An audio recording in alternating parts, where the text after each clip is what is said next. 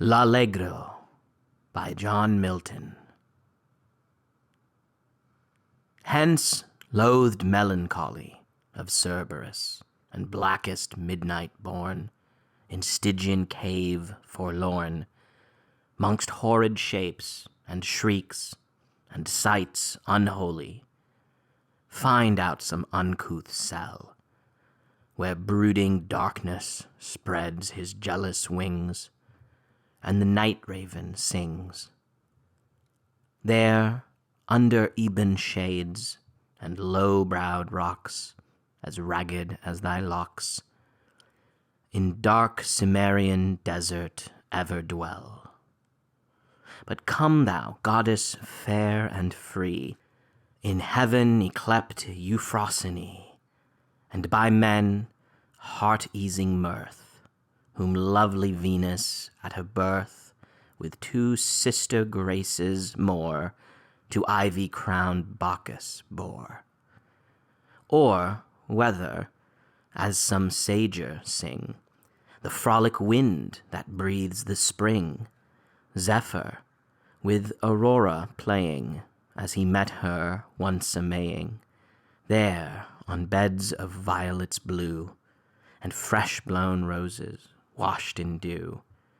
filled her with thee, a daughter fair, so buxom, blithe, and debonair. Haste thee, nymph, and bring with thee jest and youthful jollity, quips and cranks and wanton wiles, nods and becks and wreathed smiles, such as hang on Hebe's cheek, and love to live in dimple sleek. Sport that wrinkled care derides, and laughter holding both his sides. Come, and trip it as ye go, on the light fantastic toe, and in thy right hand lead with thee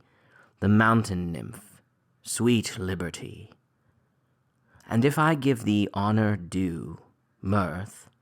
admit me of thy crew to live with her and live with thee, in unreproved pleasures free, to hear the lark begin his flight, and singing startle the dull night from his watchtower in the skies, till the dappled dawn doth rise, then to come in spite of sorrow, and at my window bid good morrow, through the sweet briar, or the vine, or the twisted eglantine, while the cock with lively din scatters the rear of darkness thin. And to the stack or the barn door stoutly struts his dames before, oft listening how the hounds and horn cheerly rouse the slumbering morn, from the side of some hoar hill, through the high wood echoing shrill. Sometime walking, not unseen, by hedgerow elms on hillocks green, right against the eastern gate, where the great sun begins his state, robed in flames and amber light, the clouds in thousand liveries dight, while the ploughman near at hand whistles o'er the furrowed land, and the milkmaid singeth blithe, and the mower whets his scythe, and every shepherd tells his tale under the hawthorn in the dale. Straight mine eye hath caught new pleasures, whilst the landskip round it measures, russet lawns and fallows grey, where the nibbling flocks do stray, mountains on whose barren breast the labouring clouds do often rest, meadows trim with daisies pied, shallow brooks and rivers wide, towers and battlements it sees, bosomed high in tufted trees, where, perhaps, some beauty lies, the cynosure of neighbouring eyes. Hard by, a cottage chimney smokes, from betwixt two aged oaks, where Corydon and Thyrsis met, are at their savoury dinner set of herbs and other country messes, which the neat-handed Phyllis dresses. And then, in haste, her bower she leaves, with Thestilis to bind the sheaves. Or, if the earlier season lead to the tanned haycock in the mead. Sometimes, with secure delight, the upland hamlets will invite, when the merry bells ring round, and the jocund rebecks sound to many a youth and many a maid, dancing in the checkered shade. And young and old come forth to play on a sunshine holiday, till the livelong daylight fail. Then to the spicy nut-brown ale, with stories told of many a feat, how Fairy Mab the junkets eat. She was pinched and pulled, she said, and he by friar's lanthorn led, tells how the drudging goblin sweat to earn his cream bowl duly set, when in one night, ere glimpse of morn, his shadowy flail hath threshed the corn that 10 day-labourers could not end. Then lies him down, the lubber fiend, and stretched out all the chimney's length, basks at the fire his hairy strength. And crop full out of doors he flings, ere the first cock his matin rings.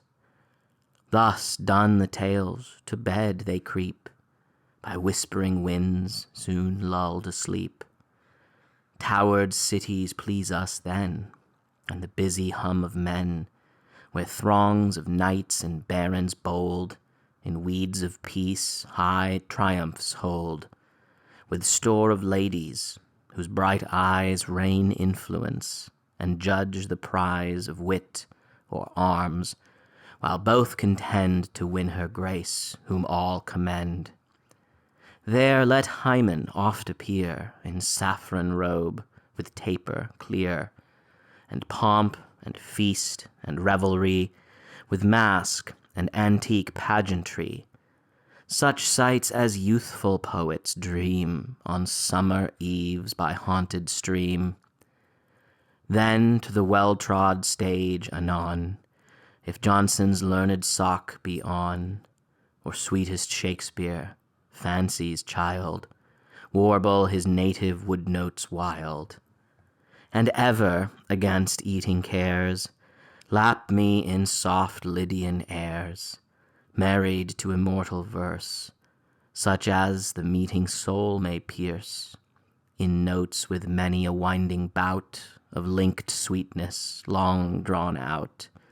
with wanton heed and giddy cunning, the melting voice through mazes running, untwisting all the chains that tie the hidden soul of harmony, that Orpheus' self may heave his head from golden slumber on a bed of heaped Elysian flowers, and hear such strains as would have won the ear of Pluto,